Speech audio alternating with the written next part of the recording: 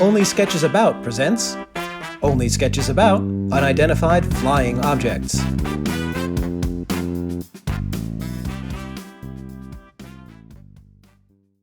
The following is a public service announcement from your United States Air Force. Hello, my name is General George Brown, Chief of Staff for the Air Force. I come to you today to talk about a matter of the utmost importance, not just to our national security, but to our overall well-being as a nation. Recently, due to advancements in modern technology, we here at the Air Force have noticed a bit of an uptick in the number of reported UFO sightings. So many that the local law enforcement in various towns across the country have asked us at the very busy Air Force to step in. So before you call in your next hot tip on whether or not you saw a UFO, ask yourself this: could it have been a drone? Drones are everywhere now, and they kinda look like UFOs from afar. Then, if you really think it's not a drone and you're convinced it's a UFO, we'd like you to ask yourself, is there really any way I'd know about a UFO before the United States goddamn Air Force? No, I mean seriously, is there any way at all that you, Joe Blow in wherever Pennsylvania, has a better eye for aliens than the fucking Air Force? Do you know how much money we have? How much high-tech shit we do on the daily? You have no idea what goes on in the sky. We're leaving chemtrails on purpose, and we're making it so it never rains over Australia. We're launching planes from boats. Sometimes we launch boats from planes. That goes less well, but we have the money for it, that's all I'm saying. Overall, we put so much money into just surveilling the sky that we can sense romantic tension between birds, and it makes us horny, alright? And you still think you saw something we didn't? So believe you me, when aliens want to come down here and try some shit, we'll be ready. The Air Force was born for this moment. Finally, a chance to prove to these assholes in the Marines that we're not basically the Coast Guard in the sky. But until then, stop blue-balling us with these calls. God bless you, and God bless the sky. This has been a message from the United States Air Force.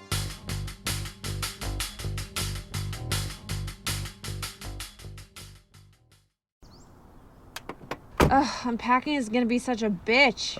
Yeah. Howdy, new neighbors. Nice house you done bought yourself. Thank you. They say this is a very safe neighborhood. Yeah, that's why we decided to move here. But they're wrong. Oh? Why is that? I seen things. What kind of things? Things flying through the sky. You mean like flying saucers? I wish. No. Alright then. Well, look, we gotta unpack, so... It was 2 weeks ago today. I was sleeping in my bed, as I am wont to do, when I was awakened by a piercing sound. Ew. I looked up from my bed, and there it was, flying right above me, gasping for air every few seconds just to keep its sick pink form afloat. What was it? Kirby. Kirby? Like the video game character? I screamed, "Wouldn't you?" And he descended, slowly deflating as he put his disgusting blood-red boot on my throat and taunted me, saying, "Hi!" Yeah. Somehow I doubt this happened. I threw him off me. He was light, like a cream puff. A cream puff hell-bent on destruction. I've seen videos of his kind before. Video games, yeah. Do you play Super Smash Bros. Often? Every night. Okay. I know what Kirby does. He sucks. He sucks, and he's never satisfied. Well, I wasn't about to let myself get sucked, no siree, Bob, so I ran. Yeah, sweetie, I'm gonna put the dishes away. Don't just leave me here. But he gave chase. Uh-huh. I got my shotgun. I started firing rounds, but they had no effect. He just kept knocking them away with this giant hammer that materialized out of thin air till I was out of ammo. But he wasn't done. He sucked my gun straight out of my hand. Sucked it quicker than a 25-cent hooker on a Tuesday. That is just disrespectful. I knew I was next. Nowhere to run, nowhere to hide. I chose to accept my fate gracefully. That's when he opened his mouth and I felt it. The most powerful gale force winds ever felt indoors. I felt the air leave my lungs as the wicked cyclone drew me into his stomach. Then it all went black. Okay, well, clearly you're fine. But it was only for a moment. And then I popped right out. I couldn't believe it. And then I saw it. His little rosy body cracked and bent as the beast changed his bone structure right before my very eyes. And when he was done, he looked just like me. Well, is he still inside then? Does he want a cookie or something? No, because right before I could ask any questions of my salmon-colored clone, he floated right away. Sounds like you just had a nightmare. Oh, it was a nightmare, all right. And it could happen to you, too. Just remember, when you think you're feeling safe, look up and you just might see me. Him. Uh-huh. Are you the Kirby clone? Maybe. Okay, just stay away from my kids. Bye. Yeah, see you around.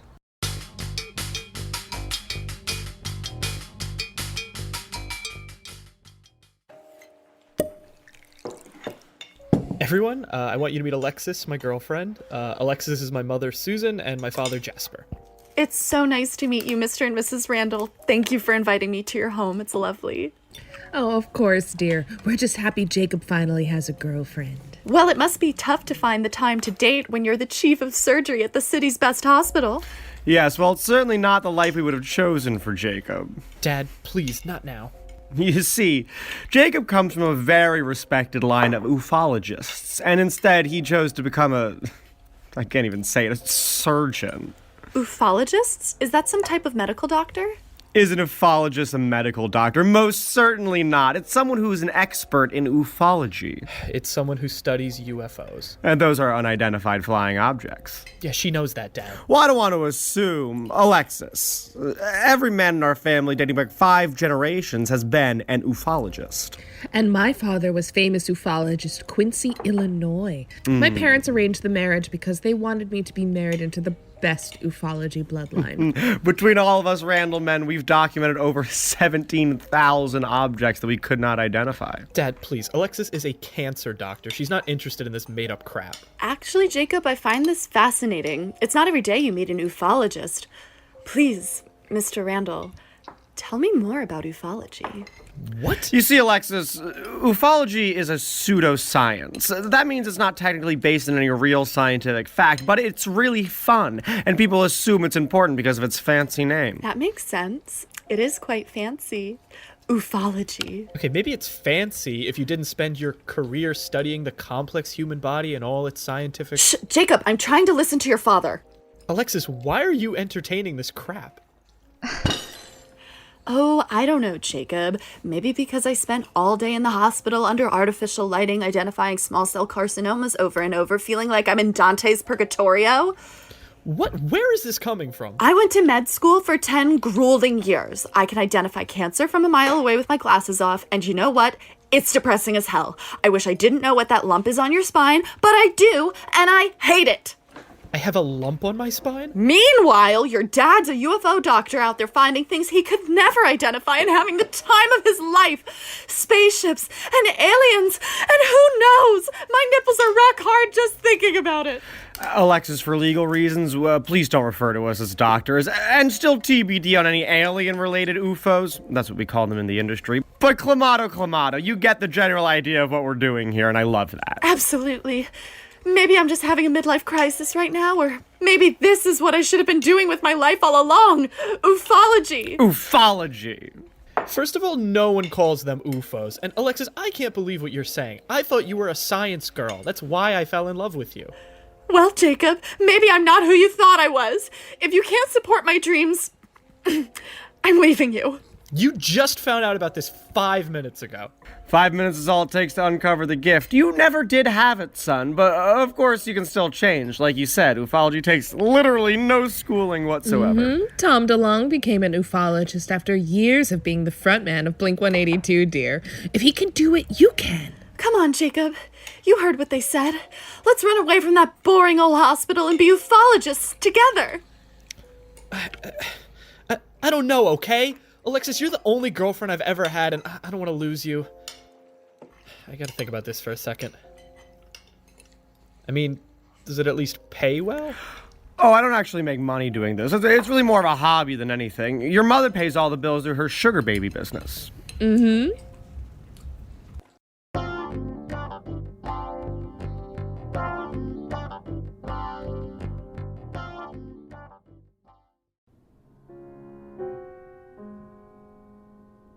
Good night, Liam. Sweet dreams. Dad, can you come back here for a second? Yeah, what is it, Liam? I think Mom was abducted by aliens. Nonsense, Liam. Your mother's in the den. What made you say that? Well, last Friday after Mom tucked me in, she said she was gonna go smoke a J on the roof. Son, we are a laid-back, liberal New York family. There's nothing wrong with your mom going to smoke a fat one on the roof. Dad, just listen. Last Friday, I had a nightmare and I couldn't fall asleep. So when I went onto the roof, like I do that sometimes when I have nightmares, and I was in the elevator and I heard this terrible loud noise. And when I got to the roof, there was this bright white light, and I saw Mom for a second, but then there was a strange figure that led her into the light, and then they both disappeared into the sky. Oh, son, I see what's going on here. Honey, can you come in here for a second? What's going on, sweetie? Liam thinks you were abducted by aliens last Friday night. Oh, I dear. don't think we need to tell him. All right. I saw the UFO. Sweetie, that wasn't a UFO. That was a helicopter. Well, a blade chopper, if we're being technical. No. I bet they used like a cloaking device to make the ship look like a blade chopper. It's a genius bastard alien scum in a tuxedo. Language. And that wasn't an alien. That was Reginald. I understand you've been through a harrowing experience of an extraterrestrial kidnapping, but you're gonna have to trust me here. Quick, blink twice if you know who I am. Liam, listen. Your mother has an entanglement with a very affluent man. A millionaire, in fact. Named Reginald. He's a hedge fund manager who moonlights as a comedian, and he's gonna pay for your college. Isn't that nice? What? I don't understand. Honey, let me be as clear as possible. Your father and I have an open relationship. I see Reginald once a week, just like last Friday, for an amorous rendezvous. He fetches me in a blade helicopter. We go out to an expensive dinner. We do some grown-up things, as agreed in our contract. And then he sends me home with a copious amount of Bitcoin. No. If you were in a helicopter instead of UFO, then why did you come back with that hideous tracking device? Sweetie, Reggie gave me this. It's a platinum set 10-carat diamond necklace, not to brag. Not a tracking device. Oh my God. He mashed potato to brain, Dad. Come on. Liam, stop. Liam, no. There's only a matter of time before she comes for us. Dad, we gotta get out of here. Grab the go bag. We gotta get Now, Liam, that is enough of your silly, sickening fantasies, okay? Your mother deserves to share her light with as many millionaires as she pleases, as long as she circulates the wealth home to the family. And if you can't support that, you are grounded. Oh, John. Meredith. So you haven't been to space? No, Liam. I'm sorry, sweetie. I hope this whole thing hasn't scarred you too badly. We love you very much. But now you know everything.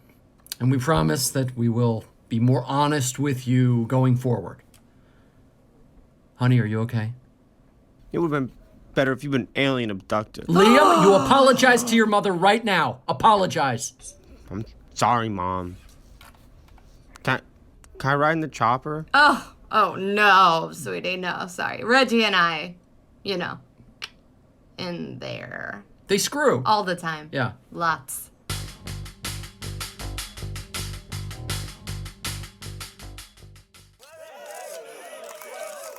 Citizens of Chicago, I am relieved as your commissioner to tell you that the evil Lord Darkanon has been defeated. Unfortunately, as of yet, the masked hero who saved our fair city has yet to reveal his identity. But I think you can all join me in giving him silent thanks. Never fear, citizens! Ah, shit.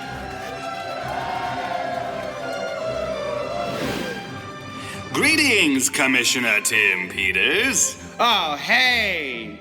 You? Yes, it's true. I have defeated Lord Darkanon. I will accept your humble thanks. Hi, Emma Roberts from the Times.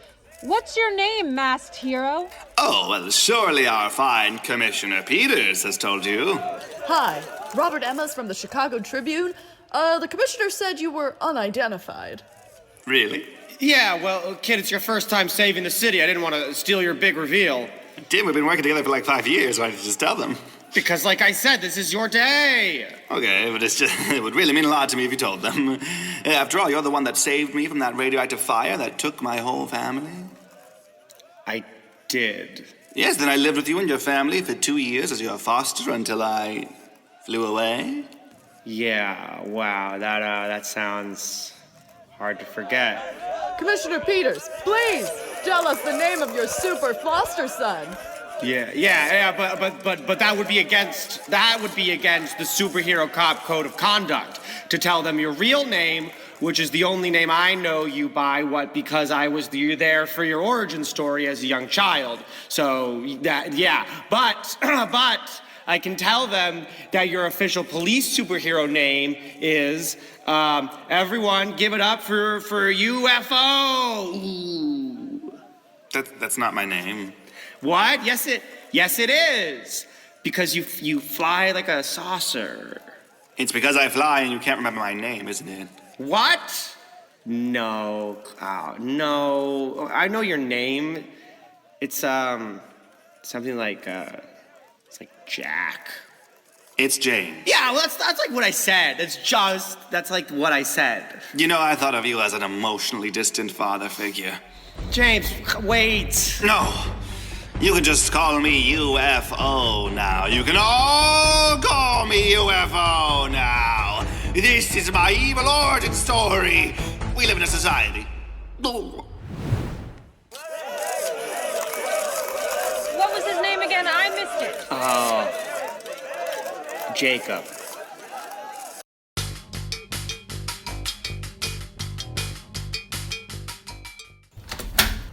Honey, I'm home. Have you made my dinner? Leonardo, where do you go all day? I was flying around in my flying machine. You were flying around in your little flying machine? Yeah, I know. But where do you go? Who are you seeing? I just like the way the wind feels in my flying machine. Bullshit, Leonardo. You're gone all day and then you come home and you barely talk to me. You're cheating on me, aren't you? Oh, I'm not cheating on you, okay? You want to know the truth? I want to know. I made friends with the sparrows. You what? The sparrows in the skies. The birds. Yeah, I befriended them, I understand them, they understand me. You wouldn't get it. Oh, I get it. You would rather fly around in your fancy little flying machine instead of spending time down here with your wife? Well, at least I have fun with the sparrows and they don't spend all day nagging me. Leo, I nag because I care about you and want to see you be the best you can be. That's emotional manipulation. You're using to justify toxic behavior. What? Who told you that? The sparrows. One of them is my therapist. I pay him in seeds. Well, fine. If you really feel that way, then go. Go be with your bird friends. I don't care anymore. Baby. Hey, you don't understand. I do want to be with you, but it's more complicated than that. They sparrows, they need me. Leonardo, I need you. No, they really need me. There's a battle. So many could die. Honey, what are you talking about? It started between the sparrows and the seagulls. A war for a turf. The seagulls were bigger, so the sparrows made a deal and enlisted the help of their hawks, the most fearsome of birds. They thought this would push the seagulls to surrender, but it just pushed them to be ruthless and creative. Because, see, they enlisted the help of the lobsters, and this was too far. Employing the help of another biome is strictly forbidden under the birds' rules of combat. The seagulls, they pick them up out of the ocean with their webbed feet and fly through the sky, holding them underneath as the lobsters. They clip and they snip at the poor bird's wings. It is cruel. It is ruthless. Many sparrows have been cut down by those flying crustaceans. Me, with my superior size and technology, is the only thing that can swing the fight back in the sparrow's favor.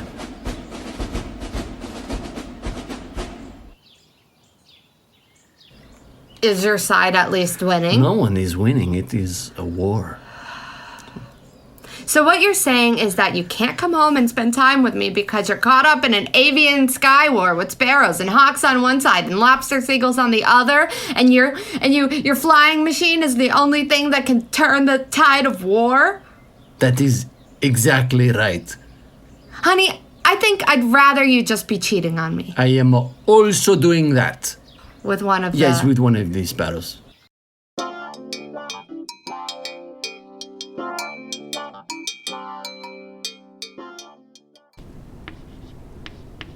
Okay, class, let's go over your physics test, because you all did fairly well, but not as thoroughly as I had hoped, so let's go over it again.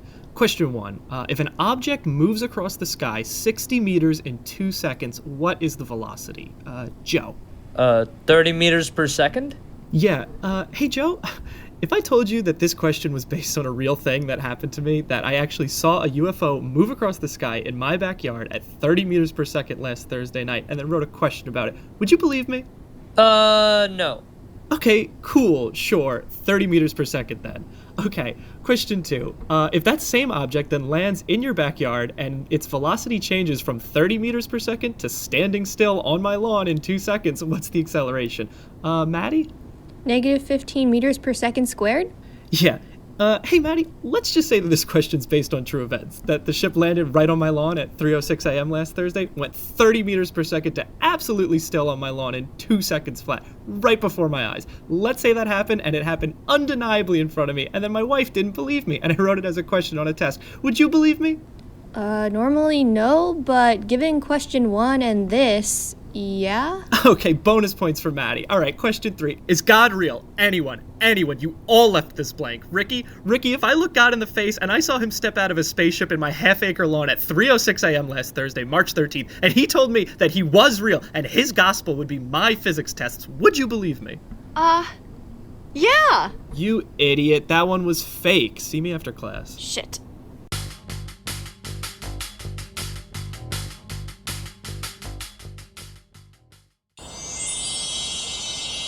Peter, what city are we flying over now? This isn't London. Wendy, this is New York City, the most romantic place in the world. There's something I gotta say to you, and I wanted to do it somewhere really special. But Peter, I need to get back home now so I can grow up. Not before I get a chance to tell you that I'm in love with you.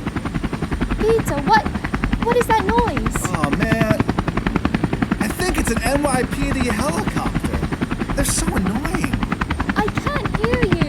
Hold on, just wait till it passes. What was it you were trying to say? God, I don't even remember. My nerves are fried. Oh, right. Wendy, I know you feel like you need to grow up and get on with your life, but I can't grow up. And then it's lonely out there staying a kid forever.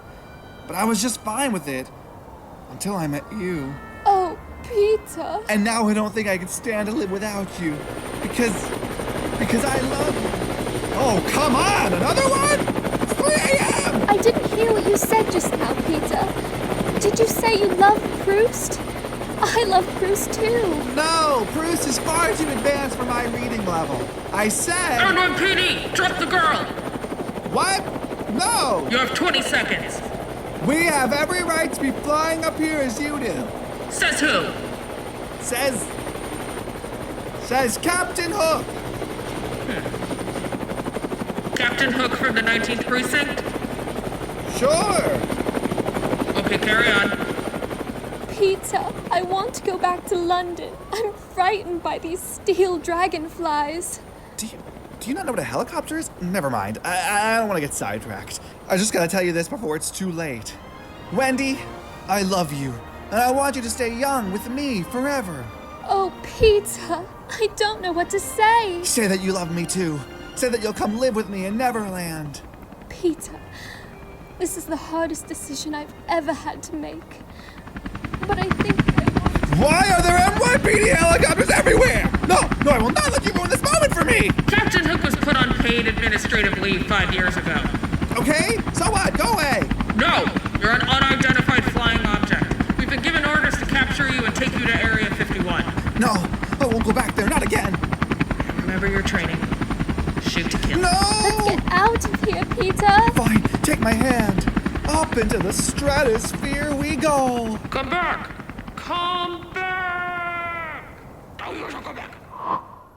Peter, are there NYPD helicopters in Neverland? No, there's actually no Central Police Force at all. All right then. I've made up my mind. I want to live there with you. Oh boy! Yippee! I should tell you though, the alligators in the lagoons have guns. How enchanting. The second star to the right shines the night to tell you that the dreams can come true. Only Sketches About was written and performed by James Azzaretti, Gamal ElSawah, Chris Fitzgerald, Cassidy Graham, Lauren Hardman, Ibhan Kulkarni, Annette Storckman, and Gabrielle Williott, with a special appearance by Jack Frederick and Melissa Aquiles from Jack and Melissa Comedy. Music by Nicholas R. Nelson. I've been your announcer, Mark Staufenberg, and this has been an OSA Comedy production.